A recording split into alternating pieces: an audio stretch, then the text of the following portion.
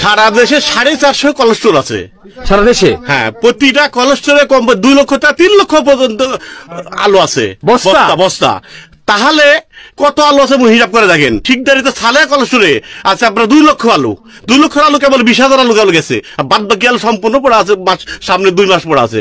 2 মাসে কি এত আলু সম্ভব? সরকারকে 50,000 না, কমপক্ষে 5-10 লক্ষ হাজার টন আলুর বিক্রি এখান থেকে নিতে হবে বাংলাদেশ থেকে। অন্য বাইরে দিক আর নদীর ফেলে দিক, তাহলেও কিছু আমরা হলো কিছুটা টাকা পাবো কৃষক। আমাদের এই আলুর দায়ভার কে নিবে? বাজার যদি বেশি হয় সরকার প্রশাসন দেয়া কলসের আটকায় দেয় বাধ্যতামূলক। আমার কাছে নিজের কাছে ফোন দিয়েছিল গতবারে যে আলু কত আছে, আপনার আলু বিকাতে হবে। আর এবারে যদি বাজার কম, এই আলুগুলো এখন কার কাছে বিকাবো? আমরা কার কাছে ফোন দেবো? আর কাক দেবো? সরকারের কাছে দায়ী করবো না তো? সরকার যখন আমার ধরে এখন দাম কম, সরকার অবশ্যই দায়ী নিতে হবে। তার কে নিবে দায়ী? এই আলুটা কোথা যাবে এখন? গতবারে তো লাভ যখন হচ্ছে তখন সরকার ধরতেছে, আর লস হচ্ছে, এর লসটা দিবে কি এখন?